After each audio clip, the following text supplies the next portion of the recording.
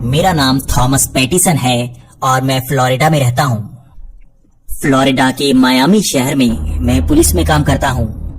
यहाँ पर काम करने में बहुत मजा आता है क्योंकि यहाँ पर घूमने फिरने की जगह की कोई कमी नहीं होती। यहाँ पर मेरे बहुत सारे दोस्त हैं और वैसे भी हमारा यहाँ बहुत ही अच्छा समय कट रहा है। मैं यूनाइटेड स्टेट्स के किसी और शहर में नहीं जाना चाहता क्योंकि यहाँ पर जो होता है वो कहीं नहीं होता। यहाँ पर आपको पार्टीज मिलती हैं, दिन के वक्त शांति मिलती है, समंदर की लहरें, उछलता हुआ पानी, साफ घर और बहुत ही अच्छा खाना। शायद ही यूनाइटेड स्टेट्स के किसी शहर में ऐसा कुछ मिलता हो। लेकिन आज मैं आपको फ्लोरिडा की नहीं बल्कि किसी और स्टेट की बात बताने वाला हूँ। ये घटना मेरे साथ 5 साल पहले घटी थी। तब मेरा दोस्त जॉनसन मेरे साथ ही काम किया करता था और वो लास वेगास में घूमने गया हुआ था। मैं उसे यहाँ से फोन किया करता कि उसकी छुट्टियां कैसे बीत रही हैं और वो मुझे वहाँ की कई कहानियां बताता। लेकिन उसके बाद उसने कहा कि उसे मोंटेना भी घूमने जाना है। मैं थोड़ा सा हैरान था। मोंटेना में ज्यादा घूमने के लिए कुछ नहीं है, लेकिन उसे एक छोटे से शहर में जाना था। उसने कहा कि उसे हार्लोटन जाना है। उसकी एक दोस्त जो उसे फेसबुक पे मिली थी वो उससे मिलना चाहता था। मैंने भी उससे कहा कि चलो घूम कर आओ, शायद वो तुम्हें पसंद करने लगे। उसके एक हफ्ते बाद मुझे ये खबर मिली कि जॉनसन मर चुका है। ये मेरे लिए काफी अजीब सी बात थी। एक हट्टा कट्टा पुलिस वाला इस तरह से वहां मारा गया था। मुझे ये जानना था आखिर उसे किसने मारा है। लेकिन मैं तो यहाँ पर पुलिस में काम करता था और यहाँ पर जैसे ही आप किसी और स्टेट में जाते हैं वहां पर नियम कुछ बदल जाते हैं। मुझे पता तो लगाना था क्योंकि काफी देर से इस केस को उलझाया जा रहा था और वहां इसे सुलझा कोई नहीं पा रहा था। मैं सोच रहा था कि अगर मैं वहां जाऊं तो मैं कुछ ना कुछ तो पता लगा पाऊंगा आखिर उसके साथ हो क्या रहा है। लेकिन मैंने पुरानी ईमेल चेक करनी शुरू की तो मुझे पता लगा वो 7 दिनों तक मुझे ईमेल्स करता रहा था। ये काफी अलग था क्योंकि वो हमेशा ही मुझे ईमेल्स करता था, मैं उसे कभी नहीं पढ़ता था। वो मुझे कहा करता था कि मैं ये ईमेल्स तुम्हें इसलिए करता हूँ कि पूरा दिन मैं क्या करता हूँ इसे किसी को तो बताना होता है। उसके दिल का बोझ इसी से हल्का होता है। वो हमेशा से ही ऐसा करता रहा था। वो फ्लोरिडा में भी मेरे साथ काम करता और जो होता वो मुझे ईमेल में बताता। मैं उस ईमेल्स को कभी नहीं पढ़ता था क्योंकि मैं जानता था वहाँ क्या हो रहा है। लेकिन अब मुझे उन ईमेल्स को पढ़ना था। मुझे जानना था वहाँ उसके साथ क्या हुआ है। मैंने सारी ईमेल्स पढ़ना शुरू कर दिया। उसने लास वेगास में काफी मस्ती की थी और उसकी एक गर्लफ्रेंड भी बनी थी, लेकिन उसने उसे वहीं पर छोड़ दिया था जिसके बाद वो मोंटेना चला गया था। वहां पर उस छोटे से शहर में उसे फेसबुक वाली वो लड़की मिली। वो उसे पसंद करने लगा था। वो उसके साथ घूमने लगा था।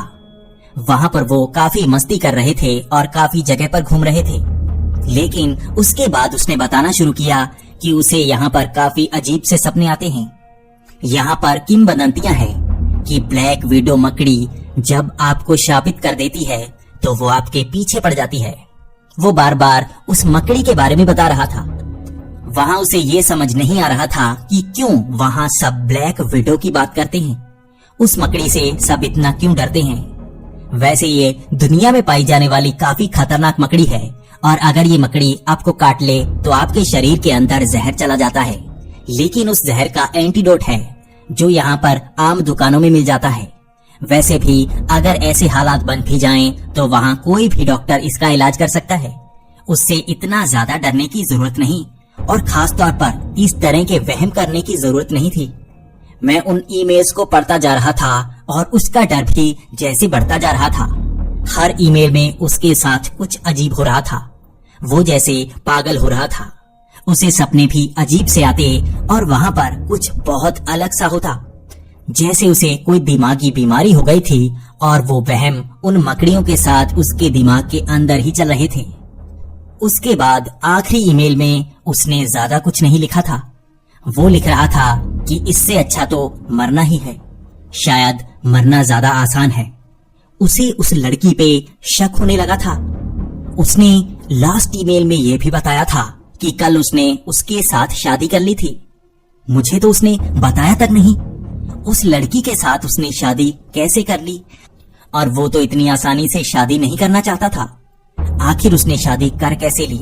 और उसकी मौत का कारण क्या वो लड़की हो सकती है? मुझे इसकी तहकीकात करनी थी। अब मुझे भी मोंटेना जाना था। यहाँ पर मैंने कुछ छुट्टियां ले ली और मुझे अब मोंटेना में जाना था। मुझे उसी छोटे से गांव में जाना था। यहाँ पर जैसे कोई जाना नहीं चाहता था। मैं बार बार लोगों से पूछ रहा था कि वहाँ पर सही जगह पर जाने का रास्ता कौन सा है, लेकिन किसी को जैसे उस रास्ते का पता नहीं था। मुझे अलग अलग जगह से पता करना पड़ रहा था। मुझे गाड़ी बार बार रोकनी पड़ रही थी। बड़ी मुश्किल से मुझे वो शहर मिला। काफी अच्छा शहर था और यहाँ पर बहुत सारी चीजें बनी हुई थी। ये भी देखने में अच्छा लग रहा था, लेकिन मुझे तो अपने दोस्त के कत्ल को सुलझाना था। मैं सीधा यहाँ के पुलिस स्टेशन में गया। ये पुलिस स्टेशन बिल्कुल शहर के बाहर था और ये पुरानी सी बिल्डिंग लग रही थी। मैं सीधा पुलिस स्टेशन के अंदर चला गया और मैंने अपना बैज दिखाया। मैं फ्लोरिडा में एक पुलिस वाला हूँ। मुझे यहाँ पर एक केस सुलझाना है। अगर मैं यहाँ कानूनी तौर पर उस केस को नहीं सुलझा सकता तो मुझे उनकी फाइलिंग पढ़ने का हक तो है। वहाँ पर पुलिस भी मेरी काफी मदद कर रही थी और उन्होंने मुझे सब फाइल्स दिखाई। लेकिन वहाँ पर एक लड़की ने मेरी सबसे ज्यादा मदद की। वो थी गार्सिया। उसे वहाँ पर डिटेक्टिव गार्सिया कहा जाता था। वो ऐसे केसेस को सुलझाती थी और वो अब मेरी मदद कर रही थी। मैंने पुलिस से मदद भी मांगी कि अगर कोई मेरे साथ आना चाहता है तो अच्छा होगा। यहाँ पर मुझे ज्यादा चीजों के बारे में नहीं पता है, तो मुझे डिटेक्टिव गार्सिया के साथ भेजा गया। डिटेक्टिव गार्सिया अब मेरे साथ ही रहती। मैंने यहाँ पर कई लोगों से पूछने की कोशिश की कि मेरा दोस्त जॉनसन क्या यहाँ आया था, लेकिन यहाँ मैं ज्यादा पता नहीं कर पा रहा था। जॉनसन के बारे में यहाँ पर जैसे कोई नहीं जानता था। हर कोई यही कह रहा था कि उसने उस लड़के को कभी नहीं देखा। मुझे अब दोबारा से लास वेगास जाना था। वहाँ से शायद कुछ जानकारी पता लग पाती। क्या वो सच में यहाँ आया भी था या नहीं? मुझे पूरी जानकारी चाहिए थी। लेकिन डिटेक्टिव गार्सिया इस शहर को छोड़कर नहीं जा सकती थी, तो मैंने अगले दिन की फ्लाइट ली और मैं सीधा पहुंच गया लास वेगास। वहां पर मैं उसी होटल में गया जहां पर मेरा दोस्त रुका हुआ था। वहां पर पूरी जानकारी इकट्ठा की। वो जहां जहां भी गया था मैंने सारी जानकारी इकट्ठा की। सब कुछ सही था, लेकिन लास वेगास से जैसे ही वो मोंटेना के उस शहर में पहुंचा, वहां पर उसकी कोई जानकारी नहीं थी, जैसे वो कहीं और ही गया हो। मैंने एयरपोर्ट से टिकट्स भी कंफर्म की। वो उसी जगह गया था। मैंने वहां जाकर पूछा तो किसी को उसके बारे में नहीं पता था। आखिर वो वहां पहुंचा तो गायब कहाँ हो गया? ये जानकारी मुझे पूरी तरह से कहीं से नहीं मिल रही थी और अब मुझे उसकी फेसबुक आईडी से उसका पता लगाना था। मुझे जानना था कि वो लड़की कौन थी जिससे वो शादी तक कर चुका था। उसने इसके बारे में किसी को नहीं बताया था। अब उस शहर में मुझे एक होटल लेना था। डिटेक्टिव गार्सिया मेरी बहुत मदद कर रही थी और मुझे उस पुलिस स्टेशन के पास ही एक होटल मिल गया। डिटेक्टिव गार्सिया ज्यादातर मेरे साथ ही रहती और वहां पर हम सबूत इकट्ठा करते रहते। कुछ लोगों ने अब उसे देखा था। मुझे होटल के कई लोग मिल गए थे जो जॉनसन को जानते थे। वो कह रहे थे उन्होंने उसे देखा था। उसे एक लड़की के साथ देखा गया था। लगभग 2 दिनों तक हमने इन्वेस्टिगेशन की और हम किसी नतीजे पर नहीं पहुंच रहे थे। आखिर वो कहाँ गया था? उसकी लाश सड़क पर मिली थी, लेकिन उसके बारे में शहर में कोई नहीं जानता था। पुलिस ने भी ज्यादा इन्वेस्टिगेशन नहीं की थी, तो मुझे शक पुलिस पर भी होने लगा था। लेकिन मैं कर क्या सकता था? लेकिन तभी मुझे याद आया, वो एक मकड़ी से बहुत ज्यादा डर रहा था। Black window. आखिर ये ब्लैक विडो थी क्या? आखिर यहाँ पर ब्लैक विडो की किस तरह की किंवदंती सुनाई जाती है? मुझे इसके बारे में जानना था। मैंने डिटेक्टिव गार्सिया से पूछना चाहा, तो वो भी इसके बारे में ज्यादा नहीं जानती थी। तो मुझे यहाँ एक लेबोरेटरी मिली जहाँ पर इसी तरह के जहर के एंटीडोट्स बनाए जाते थे। मैंने वहां पर पता करना चाहा, कि आखिर ब्लैक विडो की किंवदंती क्या है, तो वहां से मुझे पता लगा कि यहाँ पर किसी तरह का श्राप है जो ब्लैक विडो से जुड़ा हुआ है। यहाँ पर लोगों को धीरे धीरे वो शाप जगड़ने लगता है। जब वो शाप किसी को लग जाता है तो वो उन मकड़ियों से बहुत ज्यादा डरता है। उसे सपने भी उन मकड़ियों के आते हैं। उसके बाद वो उस पर हावी होने लगते हैं और वो अपनी मौत मांगने लगता है। मैं ऐसे वहम नहीं मानता था, तो मुझे इस बात का पूरा पता लगाना था। उस दिन शाम को मैंने डिटेक्टिव गार्सिया को पुलिस स्टेशन में छोड़ा और मैं होटल में आ गया। लेकिन मैं जैसे ही अपने कमरे में आया तो मुझे वहां पर कई मरी हुई मकड़ियां मिली। ये वही थी, ब्लैक विडो। अब मुझे शक होने लगा था, जैसे यहाँ पर कोई मुझे डराने की कोशिश कर रहा था। शायद कोई नहीं चाहता था कि मैं इस केस को सुलझाऊं। शायद कोई मुझे यहाँ से भगाना चाहता था। मैंने होटल के मैनेजर से पूछने की कोशिश की कि मेरे कमरे में कौन आया था, तो उन्होंने मुझे कुछ नहीं बताया। वहां पर मैंने कैमरे भी चेक किए तो मेरे होटल में कोई नहीं आया था। तो इतनी मकड़ियां मेरे कमरे में कैसे पहुंच गईं? मैं ये जानना चाहता था। अगले दिन इसके बारे में मैंने डिटेक्टिव गार्सिया को बताया तो डिटेक्टिव गार्सिया ने मेरी बहुत मदद की। वो मुझे कई जगह पर लेके गई जहां पर इस तरह की किंवदंतियां सुनाई जाती हैं। वो इनके बारे में ज्यादा नहीं जानती थी, लेकिन कई लोग जो काला जादू करते थे उन्होंने मुझे उनसे मिलाया। मैंने पूरी जानकारी इकट्ठा की। अब डिटेक्टिव गार्सिया ज्यादातर मेरे साथ ही रहती और वो मुझे कह रही थी कि मैं अगर उसके साथ रहूं तो ज्यादा अच्छा रहेगा। यहाँ पर कुछ तो गड़बड़ लग रही है। डिटेक्टिव गार्सिया को भी मुझ पर शक होने लगा था और अब मैं इस होटल के रूम में नहीं रह सकता था, तो मैं डिटेक्टिव गार्सिया के घर चला गया। वो अकेली रहा करती थी और इतनी खूबसूरत लड़की अब भी सिंगल थी। मुझे तो इस बात पर हैरानी थी। मैं तो सोच रहा था कि उसका कोई बॉयफ्रेंड होगा या कोई ना कोई पति तो होगा, लेकिन वो सिंगल थी। उसे किसी लड़के ने प्रपोज ही नहीं किया। उस रात हम बैठे इसी तरह से बातें कर रहे थे और यकीन कीजिए डिटेक्टिव गार्सिया उस रात मुझे बहुत ज्यादा खूबसूरत लग रही थी। मैं बहुत ज्यादा परेशान था और वो भी इस बात को लेकर ज्यादा परेशान हो रही थी। वो कह रही थी कि इतनी ज्यादा स्ट्रेस लेकर मैं केस को नहीं सुलझा सकता, तो उसने कहा कि अपने दोस्त को एक दिन के लिए भूल जाओ, कल यहाँ पर घूमने चलते हैं। वो पूरा दिन हम दोनों घूमते रहे। मैं अब इस चिंता से थोड़ा सा बाहर आ गया था। उसने मुझे यहाँ की बहुत बेहतरीन चीजें दिखाई। यहाँ पर बहुत पुराने किले हैं। यहाँ पर बहुत ही खूबसूरत गार्डन है। हम पूरा दिन घूमते रहे और जैसे मुझे डिटेक्टिव गार्सिया पसंद आने लगी थी और डिटेक्टिव गार्सिया भी मुझे जैसे पसंद करने लगी थी। वो अपने काम को पसंद नहीं करती थी।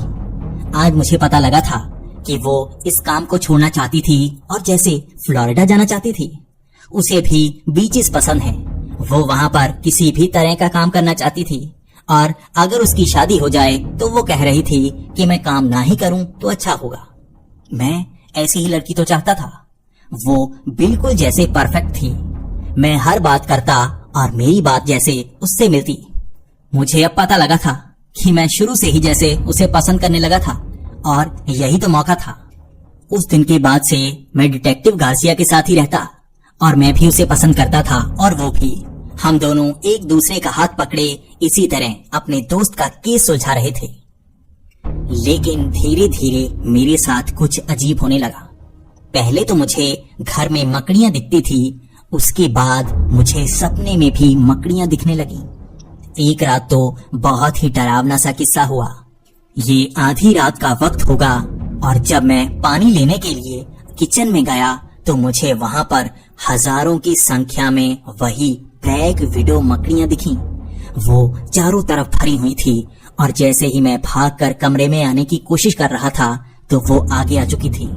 मुझे उनसे बचकर जाने का कोई रास्ता नहीं नजर आ रहा था और जैसे सबने मुझे जकड़ लिया। मुझे बहुत ज्यादा दर्द हुआ। उन्होंने जैसे हजारों की संख्या में मुझे काटा था। वो दर्द असली था, लेकिन उसके बाद मेरी आंख खुली। मुझे पता लगा कि वो तो एक सपना था। सपने में इतना ज्यादा दर्द हुआ जैसे सच में हुआ हो। मैं इस दर्द को बयान नहीं कर सकता। मैंने गार्सिया को इस बात के बारे में बताया तो वो कहने लगी, क्या तुम्हारे साथ भी वैसा ही हो रहा है? ऐसे ही तो किस्से उन काले जादू वालों ने बताए थे। मैं डरने लगा था। क्या यहाँ पर कोई काला जादू करता है? बाहर से आने वाले को क्या कोई यहाँ पर मारने की कोशिश करता है? रोज का यही किस्सा हो गया था। मुझे मकड़ियां दिखती, मैं उनसे डरता, और ये सिर्फ रात तक ही सीमित नहीं रहा, दिन के वक्त भी ऐसा ही होने लगा। मैं किसी होटल में खाना खाने के लिए बैठा होता तो मुझे लगता कि मेरे खाने से मकड़ी निकल जाएगी और वो मुझे काटेगी। मैं हर जगह डरा हुआ रहता। कभी कभी मुझे अपने पर्स से भी मकड़ी निकलती दिखती, कभी कभी मुझे लोगों की आंखों में मकड़ियां दिखती।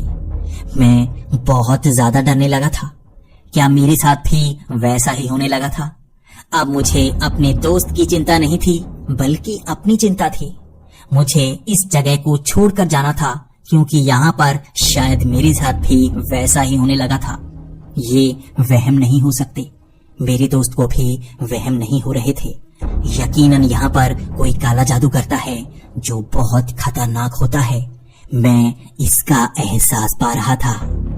अगले दिन गार्सिया ने मुझे फिर से कहा कि हमें घूम कर आना चाहिए और यहाँ पर कई प्राचीन मंदिर हैं, हमें वो देखने चाहिए। यहाँ पर ये हजारों साल पुराने हैं। कई लोगों का कहना है कि ये किले हुआ करते थे, तो कई लोग इन्हें मंदिर मानते हैं।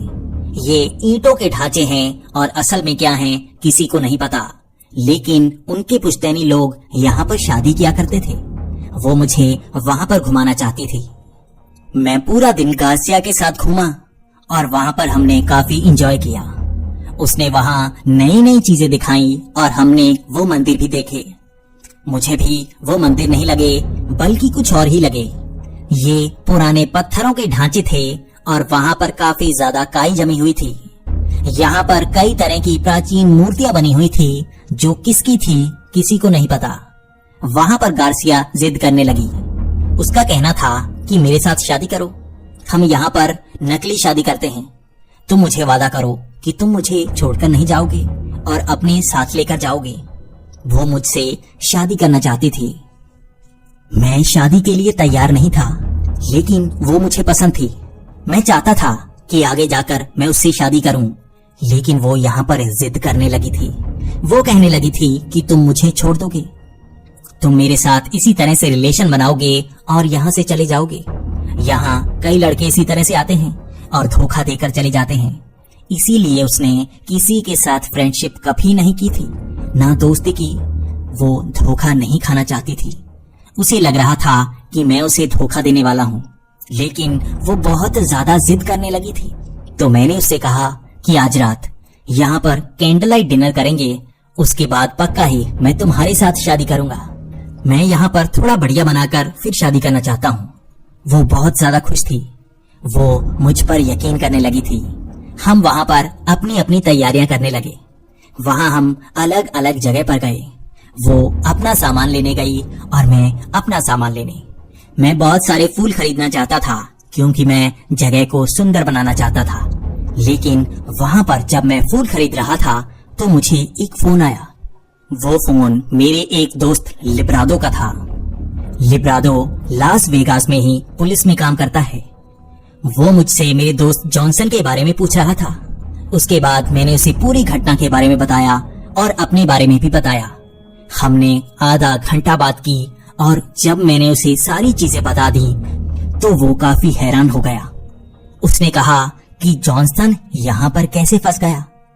मैंने उससे कहा कि यहाँ पर एक लड़की थी, वो उससे मिलने आया हुआ था, तो वो डर गया। तो उसने कहा कि यहाँ पर ऐसा ही होता है। यहाँ पर ब्लैक विडो मशहूर है। कहते हैं उसका शाप यहीं पर काम करता है और वो लोगों को ले डूबता है। लड़के यहाँ पर आकर कभी जिंदा वापस नहीं जाते और वो यहीं दफना दिए जाते हैं। इसके बाद मैंने उसे कहा कि मुझे पता है, ब्लैक विडो की पूरी कहानियां मुझे पता लग गई हैं। यहाँ पर आखिर लोग उन मकड़ियों से डरते ही क्यों हैं? जहरीली मकड़ियां क्या सच में शापित हैं? उसके बाद वो हंसने लगा। उसने कहा, ये सच है, सच्ची में यहाँ पर लोग बहुत डरते हैं और कहते हैं कि ऐसा बहुत बार हो चुका है। यार ऐसे केसेस तो मेरे पास भी आ चुके हैं। मैं उसकी बातें सुनकर थोड़ा डर सा गया था। उसके बाद मैंने गार्सिया के बारे में बताना शुरू किया। मैंने उससे कहा कि यहाँ पर मुझे गार्सिया पसंद आ गई है और वो आज ही रात मुझसे शादी करना चाहती है। लगभग 1 मिनट तक मेरा दोस्त चुप रहा। मैं उससे बात करना चाहता था। वो जैसे डरा हुआ, सहमा हुआ कोई बात नहीं कर रहा था। मैंने उससे पूछा, तुम बोल क्यों नहीं रहे हो? क्या हुआ? कोई गड़बड़ हुई है? उसके बाद उसने कहा कि तुम भी यहाँ पर फंस गए। तुम यहाँ क्यों आए हो? मरना चाहते हो क्या? और शादी मत करना, वहां शादी मत करना, तुम भी मरोगे। मैं हैरान हो गया। मैं उससे जानना चाहता था आखिर मैं शादी क्यों ना करूं, आखिर यहां शादी करने में क्या होगा। तो उसने मुझे पूरी कहानी बताना शुरू किया।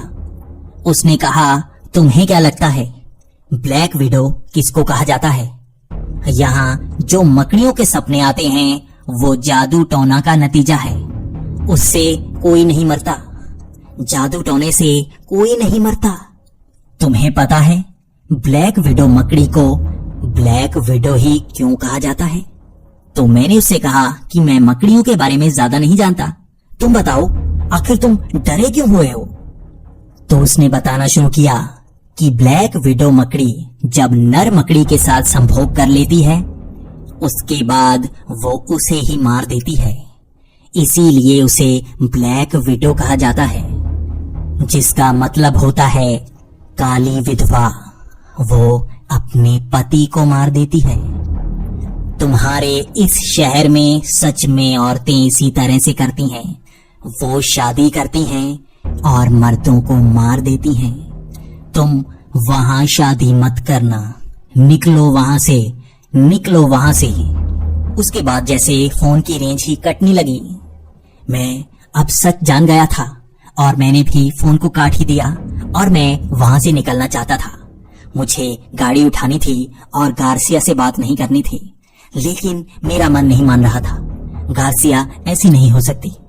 ये तो यहाँ पर डिटेक्टिव है और इसे भी ऐसी चीजों के बारे में पता होना चाहिए।